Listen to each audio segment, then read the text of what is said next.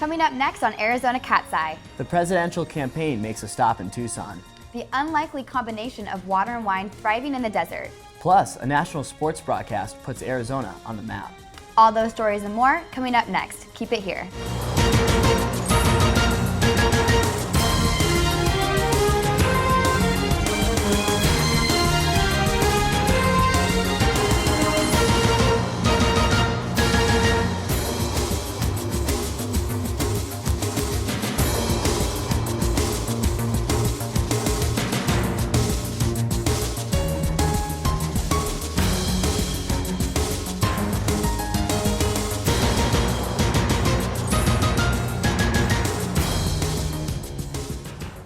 Hello and welcome to Arizona Cat's Eye. I'm Abby Friedemann. And I'm Seth Pines. Arizona Cat's Eye is a student-produced news broadcast by the University of Arizona School of Journalism. We bring you stories from around the University of Arizona and Tucson. Campaigns for the presidential race are underway. One of the leading candidates for the Democratic Party visited Tucson in October. Reporter Kimberly Kane takes us to the rally at Reed Park. Thousands of people lined up to rally for Democratic presidential candidate Bernie Sanders. I am often asked by the media why it is that we attract turnouts like this. The crowd behind me is in full support of Bernie Sanders, but the biggest source of support comes from Congressman Raul Grijalva. I agree with his values. I agree with the solutions that he is bringing. Congressman Raul Grijalva endorsed Sanders based on his immigration views. It is about dealing with an issue not by demonizing people, but by uniting families and fixing a broken immigration system that is punitive at best and broken at worst.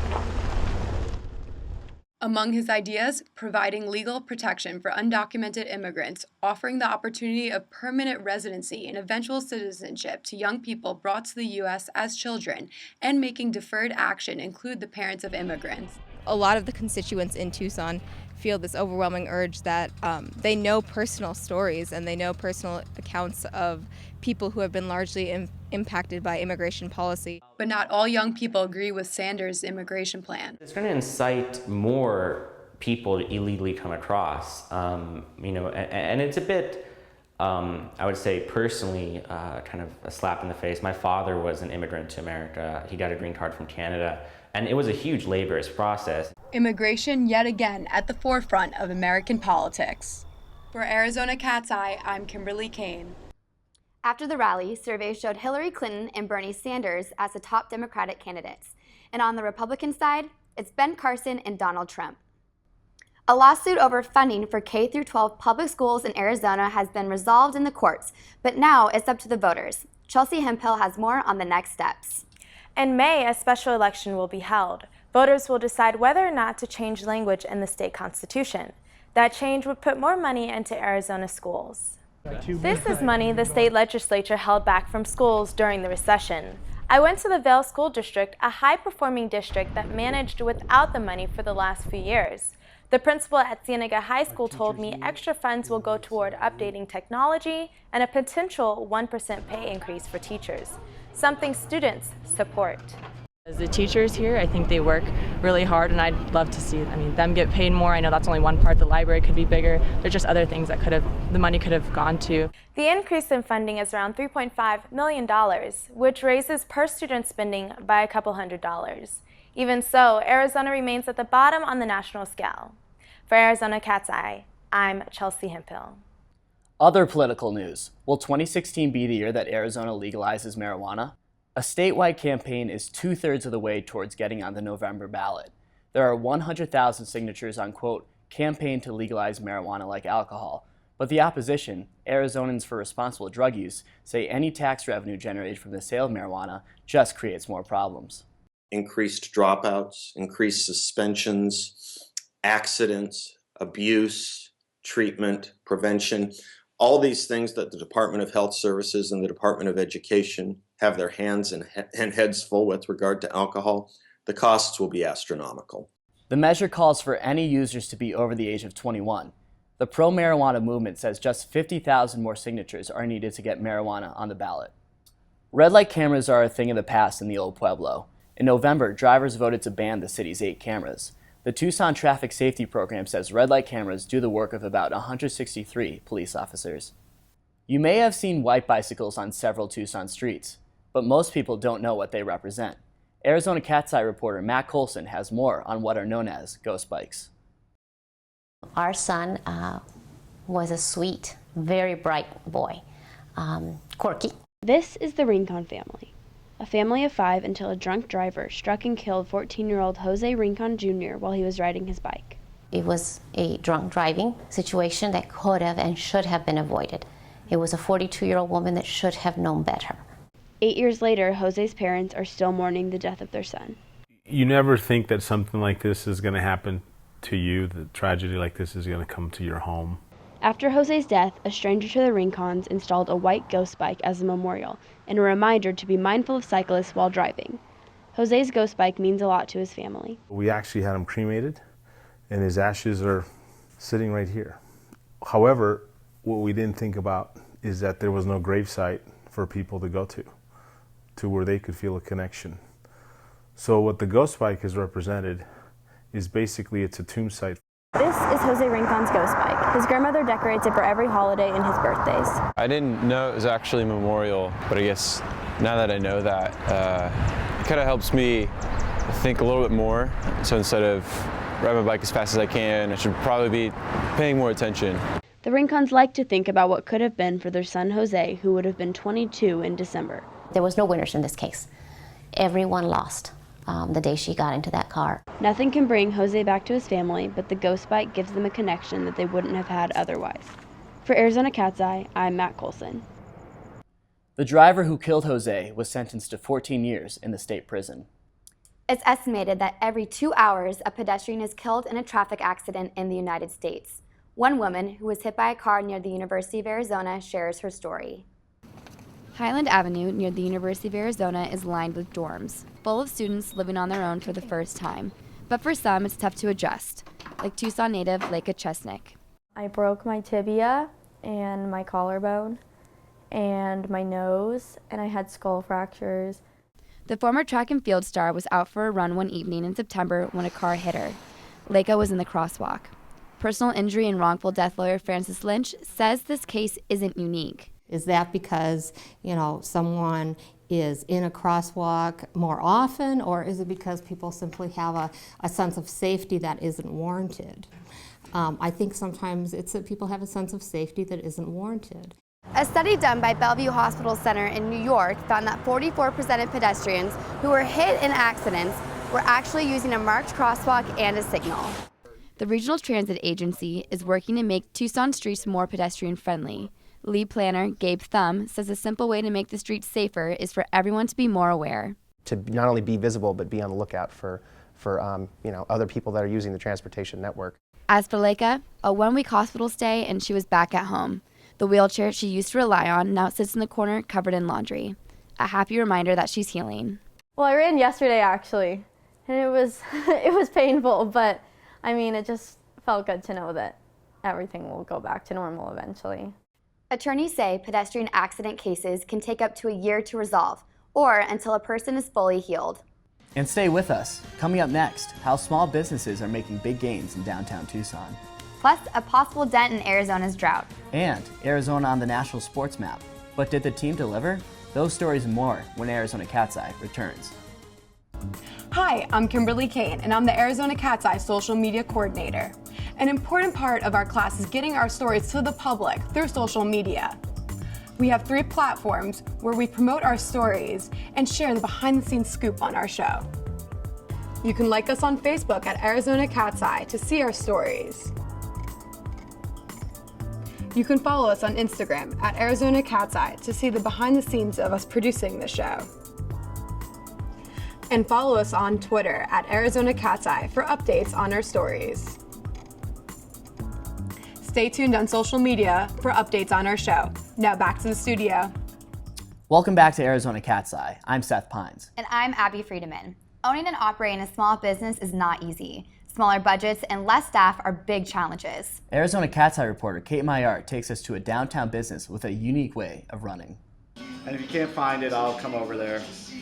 Alok Apadarai is the co-owner of Fed by Threads, a downtown boutique that feeds the hungry with every purchase made. His business, which sells only American-made clothing and donates a portion of its proceeds to hunger relief, has been open since 2012 and only has 2 employees. I do everything from the social media. I'm the buyer here. I am our blog writer and newsletter writer. I do a lot of the web design. I'm the in-house photographer. There are more than 1,000 small businesses in Tucson that have 250 employees or less, like Fed by Threads. There are little or no options if a staff member were to quit. The small business owner wears every hat. Dana Ammons is the owner of an employment agency that helps small businesses with staffing. Big companies can hire internally. They can move a couple of people in a department, right, to cover outages. A small business owner may have a staff of 3. Or less, and these businesses must be accounted for in the economy. It's the mom and pop businesses, it's the businesses that have 10 or 20 or 30 employees who collectively employ the most people. But according to a report by WalletHub this past May, Tucson is one of the worst places to have a small business. Only 1 in 4 small businesses in Tucson provide health insurance for their workers. The Tucson Metro Chamber tries to nurture small businesses. One way is through a task force. The task force is looking at areas where there are impediments to permitting, to licensing, to approvals like certificates of occupancy. All of the different steps that involve the private sector and the public sector. Making it possible for businesses like Fed by Threads to open their doors. For Arizona Cat's Eye, I'm Kate Maillard. Shopping at small businesses supports the local economy and strengthens the community. It's been more than a year since Tucson began running the Sunlink streetcar, and now riders can use an app, but it's getting mixed reviews. The validators on board cannot scan the mobile Sunlink app, so the city has added fare enforcement officers to verify payment. As the system costs more to operate, it's going to cost you more in terms of fare box as we're trying to recover slippage and in terms of people just ripping the system off. The transit administrator of Tucson says updates to the system are coming in the next year.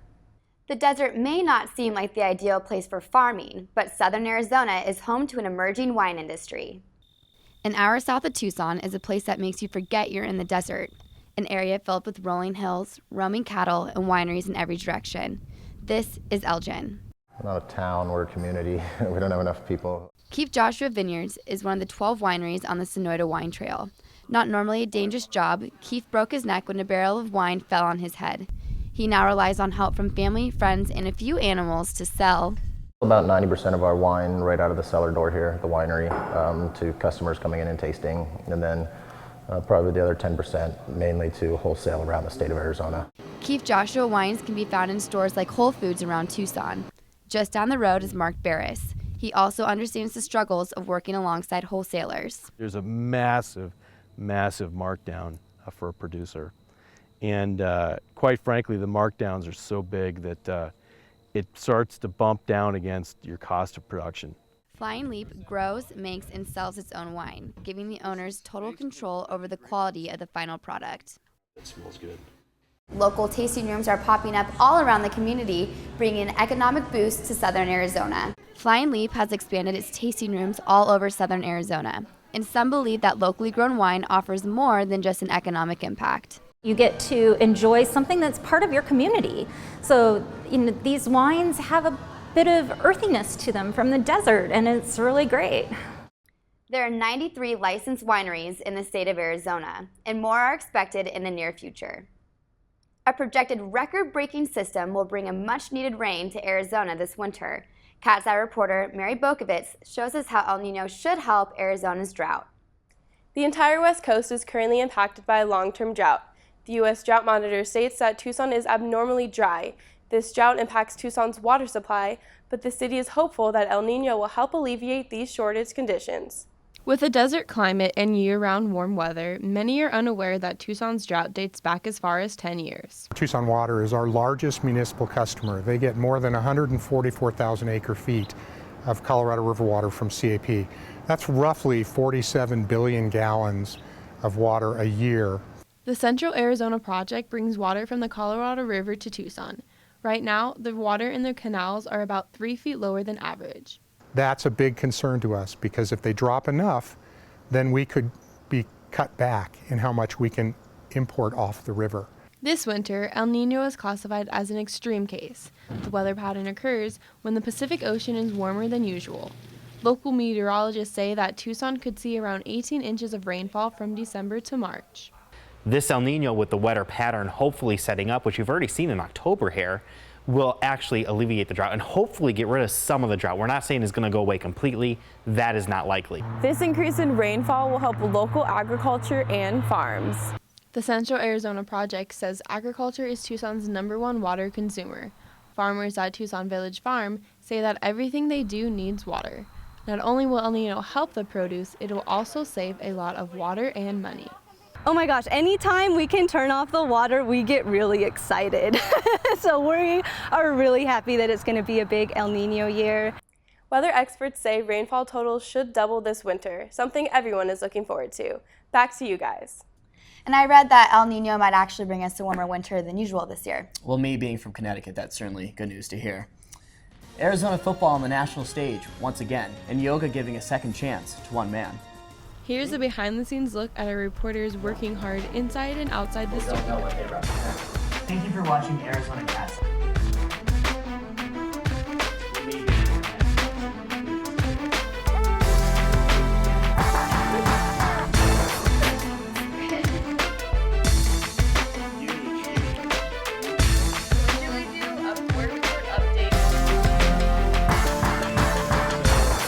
Very hard work. Welcome back to Arizona Cat's Eye. ESPN's College Game Day visited the University of Arizona campus before the Wildcats faced the UCLA Bruins. Arizona Cat's Eye reporter Rose Valenzuela worked the overnight shift to bring us this story. It's been more than 5 years since ESPN's College Game Day selected Arizona as a featured campus. The last time College Game Day was here was in 2009 when Arizona hosted and lost to Oregon. And if anyone remembers that game and that last-minute loss, this time Arizona had a lot to prove, and so did the fans. These are the sights and sounds of ESPN College Game Day. A big game in the Pac-12, Arizona and UCLA. More than just die-hard fans, families from throughout southern Arizona turned out for the taping. I think it's crazy to have Lee Corso, Kirk Herbstreit, all of them out here, 100 yards away from us, and it's a great experience for all of us here at the University of Arizona. Some Arizona students and fans gathered on the mall for more than 12 hours just to secure they had a spot for College Game Day. Honestly, it made our community so much stronger. Like, look at everyone. You can go around, look at everyone. This has not happened in like years. This is way more than like University of Arizona. Like, this is a ritual. Hundreds, if not 1,000 fans waited in line to be featured on the broadcast, a program seen all over the sports world. All right, we woke up 2:30 a.m. I woke up from a nap and we came here. We're like ready to bear down. A big part of this event are the signs. Home Depot has sponsored the show for more than 10 years, and fans are encouraged to use those signs for a chance to get on television. Coming up with the coolest poster and waking up at the crack of dawn, there's something else Arizona fans will miss until College Game Day returns. The atmosphere, everything, bear down, U of A, all the way. As with tradition, the ESPN hosts pick one team to win, and this year chose Arizona, but the Wildcats lost to UCLA 56-30. It's unclear when and if College Game Day will return to Tucson. For Arizona Cat's Eye, I'm Rose Valenzuela. A new number of high school football players are getting injured on the field. Since the summer, 11 have died throughout the country. Schools in Arizona are taking note and changing the way they practice. The Apaches at Nogales High School no longer practice with full contact. The trainer says the school made the change this season, and it's to help avoid unnecessary injuries. Marcel Batchelier is a sophomore on the varsity team and suffered a concussion last season, but he stayed on the field. It's something that, kids need to be aware of. They need to know, like, if they get a concussion, they need to come out of the game. It's not something that you should try to tough out and play through. The no contact rule is not foolproof, though. One player was hurt during practice and did suffer from a minor concussion. Yoga can be an activity for anybody regardless of physical challenges. Andrew Donnellan is paralyzed from the chest down. He's had limited mobility since the age of 16. But this adaptive yoga class at the University of Arizona Recreation Center has changed his life. I'm paralyzed from the chest down, so I don't really have that good of balance, but through yoga it's helped me learn how to balance physically, and then just emotionally it's just a good release from the week.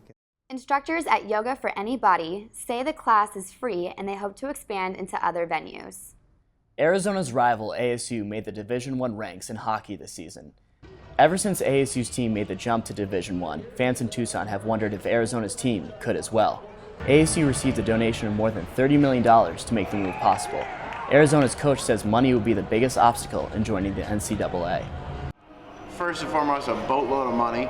I don't think 34 million is enough. I think we're talking 50 to 100. In the meantime, Coach Berman urges fans to come out and support the team with or without the Division I label. More news when Arizona Cat's Eye returns. A new program takes kids out of the classroom for hands-on learning. Hi, I'm Kate Maillard, and I'm one of the producers of Arizona Cat's Eye. Arizona Cat's Eye is our broadcast capstone that we take in the journalism school. We get a lot of hands-on work doing work with the cameras, we use tripod, we interview people with microphones, we do all our own editing and sound work, and we put the final product together. Really, the semester is what you make of it, so if you put in a good effort, you'll get a good grade and you'll get a great experience. Alzheimer's is the 6th leading cause of death in the United States. Arizona Cat's Eye reporter Matt Colson visited a memory care facility in Tucson. Now sit. Got it? Rupert Groh is one of 5 million people living with Alzheimer's. He's been living at Catalina Springs Memory Care Facility since February. His wife Evelyn visits him every day. We met on a blind date. The couple met in 1956 and have 4 sons. Rupert was a lawyer who worked on voting rights in the South.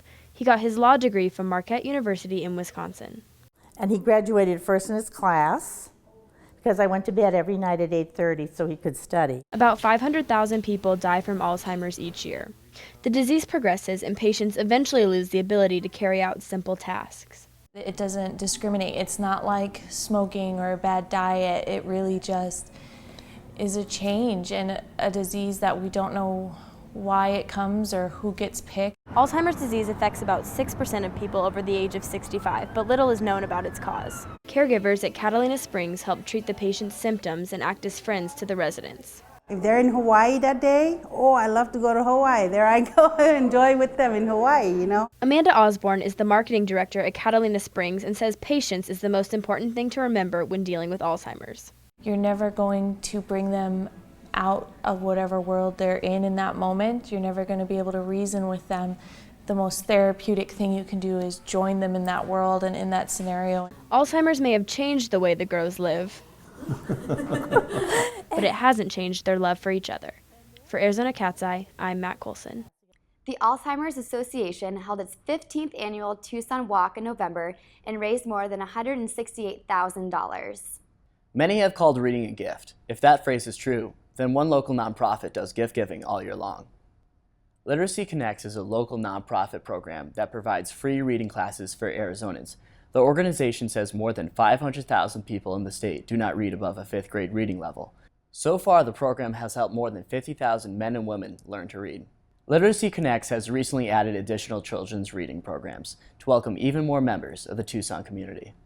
What makes a successful garden? An elementary school might not be the first thing that comes to mind, but one local school is doing just that. Arizona Cat's Eye reporter Claire Rifkin takes us to a new type of classroom. There's more than just young minds growing at Monzo Elementary School. There's also chard, basil, and even chickens growing and thriving at the local school. It's all a part of the ecology program. Serve the fish. A student and staff-run idea that uses a greenhouse, a chicken coop, and an all-organic tilapia farm for both healthy eating and healthy learning. What do you notice? It might just look like these kids are playing in the dirt, but don't be mistaken. Program coordinator Blue Baldwin says getting kids outside helps them better understand what they've learned in the classroom. I think it's wonderful that we can provide students with alternative venues where they can express the skills that they have and continue to cultivate those skills. And it gives them a sense of confidence in themselves that they would not otherwise have the opportunity to discover. That's certainly true for Valerie. Actually handle something that most schools don't have, like a chicken. She's given a whole new meaning to the phrase take-home assignment.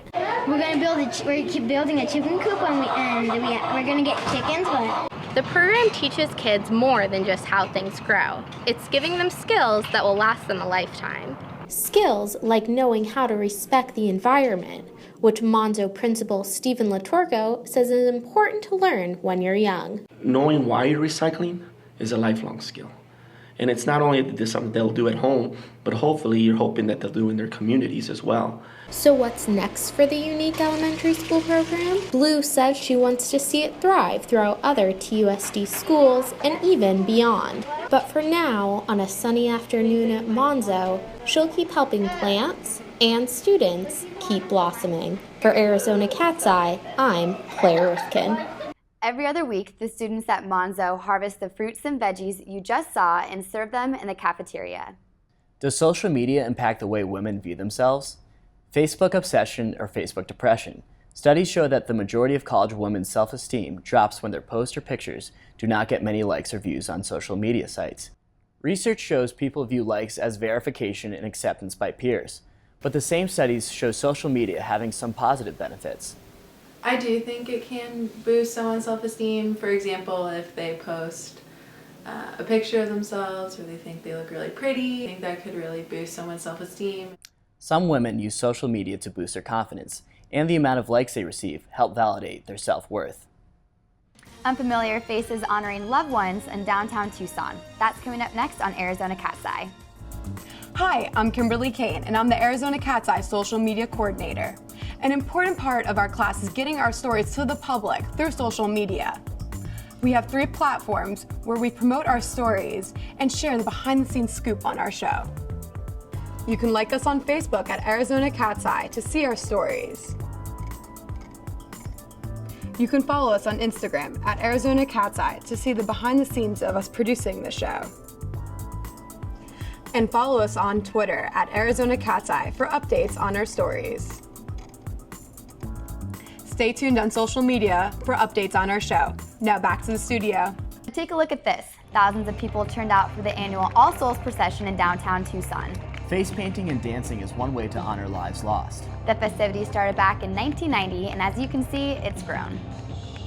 Thank you for watching Arizona Cat's Eye, a student-produced news broadcast from the University of Arizona School of Journalism. To watch stories from our broadcast, visit us on YouTube, Facebook, Twitter, and Instagram.